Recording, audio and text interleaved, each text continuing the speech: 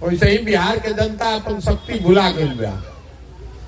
जहां नेताजी जैसा कोई मिल गई कुर्ता पजामा पहन के, ए भैया इतनी रोडवा बनवा दी ना, ए भैया इतनी नाली बनवा दी, ए भैया हमारा तो छप्पर छवा दी, ए भैया खाद नहीं मिलो, मांगने का आपको आदत लगा दिया है नेताओं ने। ये दुर्दशा काहे बा हमनी के? ये दुर्दशा ऐसे बा कि जहिया राउर अधिकार के दिन बा, जहिया वोट देवे के होता, वो दिन हमनी के अपन सारा कष्ट भुला जाता है। वो दिन नहीं खे याद रहत कि यूरिया ना मिलल रहे 277 में, वो दिन नहीं खे याद रहत कि लड़कन के पढ़े के व्यवस्था नहीं खे, वो दिन नहीं खे याद कि कोरोना में डॉक्टर ना भेटाइल रहल, बड़ा दिक्कत भइल रहे।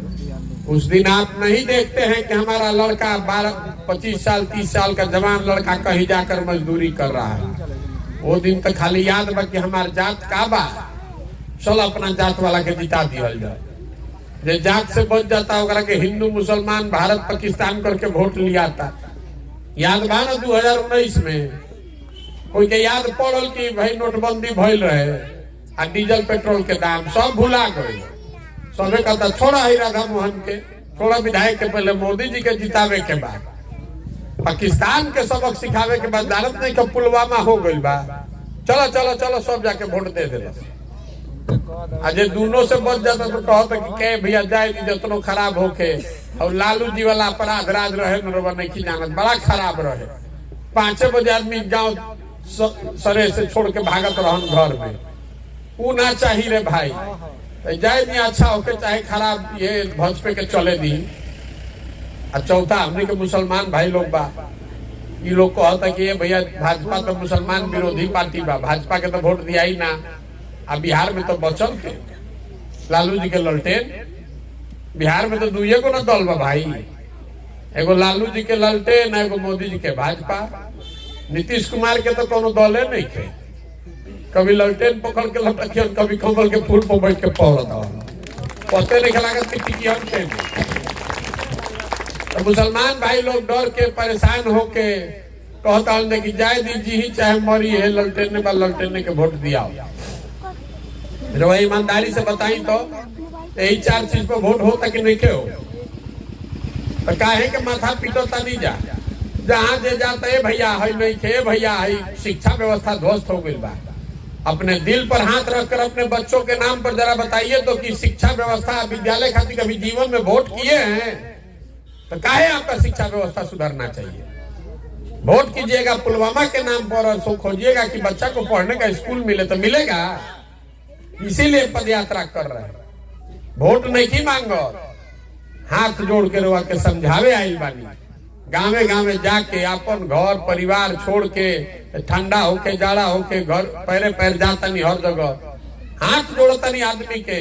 अरे भाई अपन ना तो कम से कम अपन लड़कन के चेहरा देखी जा, नहीं तो जिस गरीबी बदहाली में आपका जिंदगी बीता है, इसी में आपके और हमारे बच्चों का भी जिंदगी बीतेगा। कोई नहीं सुधार सकता है बिहार को। जब रउआ सुधरे के तैयार नहीं की तो प्रशांत किशोर सुधार दियो, कोनो नेता सुधार दी बिहार के?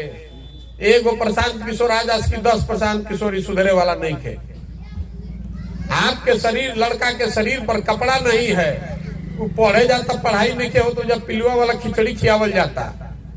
लड़का राउर पढ़ लिख के नौकरी नहीं के करत, बेरोजगार घर में बैठल बा, राउर आंखें नहीं के खुलल। रउआ तो धर्म में अजुराइल बानी, कभी चाइना के बतियावता नहीं, कभी पाकिस्तान पर देता नहीं, कभी जात पर देता नहीं। तो सुधरी भैया बिहार? नहीं सुधर सकता है। इसीलिए 50 वर्ष पहले भी देश का सबसे गरीब राज्य था बिहार, और आज भी देश का सबसे गरीब, सबसे पिछड़ा, सबसे अशिक्षित, सबसे भुखमरी और बेरोजगारी वाला राज्य बिहार ही है। और इसके लिए नेता के साथ साथ यहाँ का जनता, हम लोग जिम्मेवार हैं। नेतो जान गए बड़ा सन की काम करे के जरूरत का बा? जनता हंस के चाहे गा के गरिया के वोटवा तो हमनिए के दिहन जइहन कहाँ? यही से पैदल चलता नहीं, सबके भर निहोरा करता नहीं कि भाई अपना लड़कन के देखा जा। छोड़िए भारत पाकिस्तान, छोड़िए जाति धर्म, दुनिया के। जब आप मजबूत रहिएगा तब ना समाज मजबूत होगा, जब समाज मजबूत होगा तो बिहार मजबूत होगा, अब बिहार मजबूत रही तो हमें ना देश के भी ताकत बढ़ी। तो हमने के सब छोड़ के देश के पकड़ लेते जब फुनगी जड़ छोड़ के पुंगी पकड़ के लटके के कोशिश करता नहीं जा। तो जहां जाता नहीं जा तो कहता बिहारी सब आगे सन मजदूरी करे, बेवकूफ आदमी सब। जौना देश के नाम पर वो वोट देता नहीं, वही जहां देश में लड़का जाता सन मार के गरियावल जाता सन। देखनी ना कोरोना में घर से आदमी मार के निकाल दिलन बिहार के आदमी के, भागा इजा से कोरोना फैलाई वजह तू लोग लड़का पैदल चल के अलन पूरा देश से। तब वो आंख खुलल ले जा कोई के, फिर जाके वह जात पर वोट देना। कहता नहीं रोड पर जाता नहीं तो कहता है भैया अब की हाली ना गलती हुई, मानने वाला बा कोई। यूरिया राउर 2000 रुपया देव न तब जो भोटवा हुई, वो दिन कोई पंडित जी बन जाये, कोई कुशवाहा बन जाये, कोई यादव बन जाये, कोई दलित बन जाये, तो नेता के का डर बा। यूरिया कतनों में बेचाई रहा भोटवा तो जाते को न देव, तो जाइब कहाँ रहा। इसीलिए पैदल चल रहे हैं। पैदल इसलिए चल रहे हैं कि आदमी कहता कि ना भैया इतना बात बुझाता, लेकिन बिहार में विकल्प नहीं खे। दू गो बारन, एगो नागनाथ एगो सापनाथ जे करे के पकड़त रही जो वह वो काटता। वह पार्टी बनाई, विकल्प बनाई। तो हमारे दल बनाने से विकल्प नहीं बनेगा। बिहार में दल कैसे बनता है? जे दल बनैलस उहे हो गए दल के नेता। आइयो कह दिलस कि हमरा बाद होयन हमार बेटा, जैसे उनकर बाबूजी के इराज हो। आ कुल जना बिहार के आदमी तो लोग झंडा लेके ढो जा, वैसे दल बनावे से क्या फायदा बा? इसीलिए दल नहीं बनाए हैं, समाज में घूमने निकले हैं। गांधी जी ने जो बात बताई कि समाज के बीच से अच्छे लोग मिलकर जब कोई विकल्प बनाएंगे तब ना विकल्प बनेगा। तो जब पूरा पदयात्रा खत्म हुई तो बिहार भर से हजारों अच्छा आदमी के ढूंढ के निकाल ले, सबके एक साथ बैठावल जाई और सब एक मिल के तय करी कि दल बनावे के बाद तो बन जाये दल। दल बनाने में कितना देर लगता है? एक दिन में बन जाएगा। लेकिन अगर दल बन गया तो दल प्रशांत किशोर का नहीं होना चाहिए, किसी व्यक्ति का नहीं, किसी परिवार का नहीं, किसी जाति का नहीं। दल होके के चाहिए वो बिहार के सारे लोगों का, जो इसको मिलकर बनाए और आगे मिलकर ही चलाए, तब न व्यवस्था बनी। दल का नेता प्रशांत किशोर को नहीं होना चाहिए, दल का नेता होना चाहिए बिहार का जो सबसे काबिल लड़का या लड़की है, उसको तो बनना चाहिए, जो बिहार को सुधारे, जो बिहार में शिक्षा के व्यवस्था बनाओ, जो बिहार से गरीबी दूर करे। दल के नेता ओकरा न होके चाहिए। हमारे बाबूजी रहन, अब हम रहब, हमारा बाद हमार बेटा हुई, चले के चाहिए भैया। तो काहे देता नहीं वोट? क्यों वोट देते हैं? अपने गलती कर रहे हैं, उसके बाद फिर भिखारी बन के घूम रहे हैं। जितना यहाँ जनता है आप राजा बनाते हैं। आपको संविधान में बाबा साहब अम्बेडकर ने, गांधी जी ने अधिकार दिया है राजा बनाने का। आप अपने व्यवहार से, अपने अज्ञानता से राजा बनाने वाले से भिखारी बन गए। नेता से भीख मांग रहे हैं कि भैया एगो नाली बनवा दो, भैया एगो गली के रोड बनवा दो।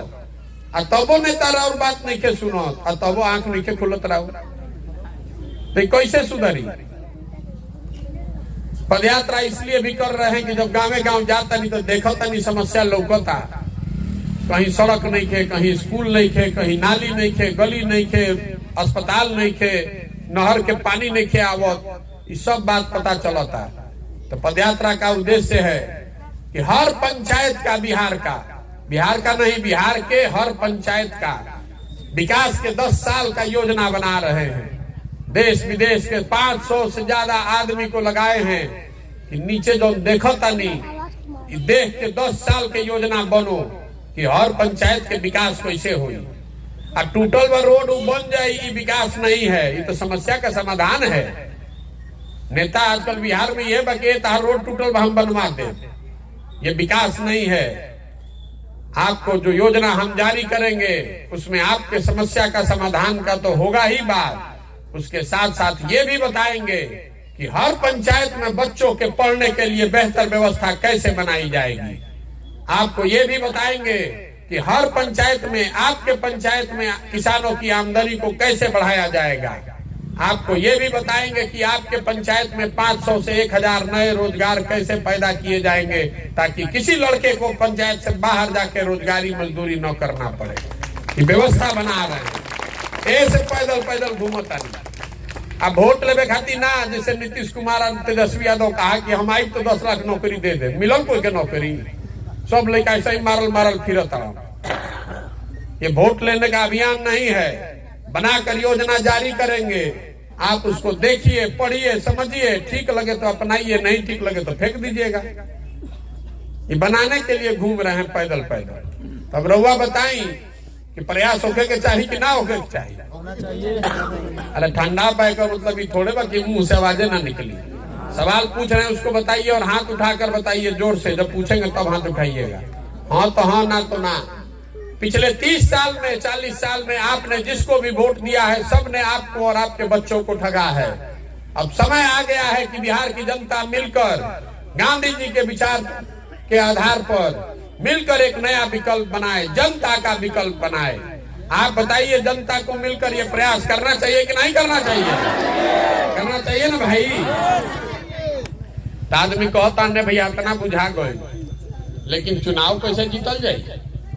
हमनी के गरीब साधारण आदमी सब जुटियो जाई तो इतना बड़ा बड़ा दल है, नेता है, चुनाव कैसे जीतल जाए? तो हम रवा के बताओ तनिक चुनाव कैसे जीतल जाए। एक बात समझ लीजिए, जन बल के आगे कोई बल नहीं है। जहां जनता खड़ी हो गई, एक बार आप अपने और अपने बच्चों के लिए खड़े हो गए तो कोई समीकरण, कोई दल, कोई नेता आपके सामने खड़ा नहीं हो सकता है। और दूसरी बात समझ लीजिए, जो हमरा के जाना था तनी मनी भी, उसको मालूम है कि प्रशांत किशोर को और कुछ आए चाहे नहीं, चुनाव लड़ाने आता है। 10 वर्ष में इस देश में जिसका हाथ पकड़े हैं वो चुनावे नहीं हारा है। इस बार तय किए हैं कि किसी नेता का नहीं, दल का नहीं, बिहार की जनता का हाथ पकड़े हैं।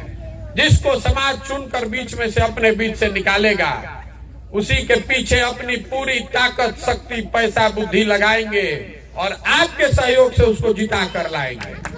तब न बनी जनता के सरकार।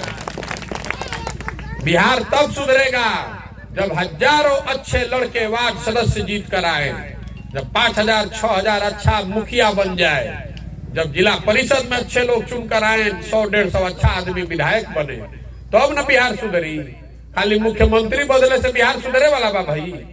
पूरा व्यवस्था में घून लग गया है, नीचे से लेकर ऊपर तक सब बर्बाद है। इसलिए पैदल पैदल घूम रहे हैं। अब देख ली, रवा से वोट नहीं की मांगो, रवा से चंदा नहीं की मांगो, नजर घुमा के देखी कहीं एगो फोटो भी आपन नहीं की लगावो। आपसे मांगने आए हैं आपका आशीर्वाद। ये कठिन काम है। पिछले 40-50 साल में किसी का हिम्मत नहीं पड़ा है बिहार में ये काम करने का। ये होगा कैसे? ऊपर वाले की कृपा से और आपके आशीर्वाद से। अगर आपको लगता है कि जो काम हम कर रहे हैं ये ठीक है, बिहार के समाज के हक में है, बिहार के बच्चों के भलाई के लिए है, तो हाथ उठाकर समर्थन और आशीर्वाद दीजिए। करें ना प्रयास, ओके ना प्रयास। एगो अंतिम बात, हमने के बाहरी जाता नहीं जाता कहता सन बिहारी मतलब बेवकूफ। बिहारी शब्द गाली बन गया है। हम लोग बिहार के लोग बेवकूफ नहीं हैं। यहाँ के नेताओं ने, व्यवस्था ने हम लोग को बेवकूफ बना दिया है। हम लोग के बच्चों को मजदूर बना दिया है। ये ज्ञान की भूमि रही है बिहार। देवताओं को भी आकर यहाँ पर ज्ञान मिला है। 2000 साल के देश के इतिहास में 1500 साल तक देश की राजनीति इस भूमि से, बिहार से, पाटलिपुत्र से चली है। ये आज हम लोग की दुर्दशा यहाँ के नेताओं और व्यवस्था ने बना दिया है। एक बार आप जग जाइएगा, अपने बच्चों के लिए संकल्प ले लीजिएगा, नई व्यवस्था बनाइएगा, तो जो बिहार के बच्चे बाहर जाकर मजदूरी कर रहे हैं वही लड़के आकर यहाँ फैक्ट्री लगा भी सकते हैं और चला भी सकते हैं। इस मिट्टी में इतनी ताकत है। इस मिट्टी का गौरव करना सीखिए। आपके बच्चे, हमारे भाई बहन, हमारे बच्चे जीवन भर मजदूरी करने के लिए नहीं पैदा हुए हैं। 26 MP का राज्य है गुजरात, वहां का आदमी बन गया फैक्ट्री का मालिक। हम लोग का लड़का सूरत में, गुजरात के शहरों में जाकर मजदूरी कर रहा है। हमने के आंखें नहीं खुला। तो बदलना चाहिए कि नहीं बदलना चाहिए? बदलना चाहिए ना भाई। तो ओके ना प्रयास है। तो एक बार इस मिट्टी के सम्मान में, जहां हम लोग पैदा हुए हैं, जहां हम लोग के माँ बाप और पूर्वज पैदा हुए, मैं बोलूंगा जय बिहार। आपको बोलना है जय जय बिहार, जय बिहार, जय बिहार। तो हम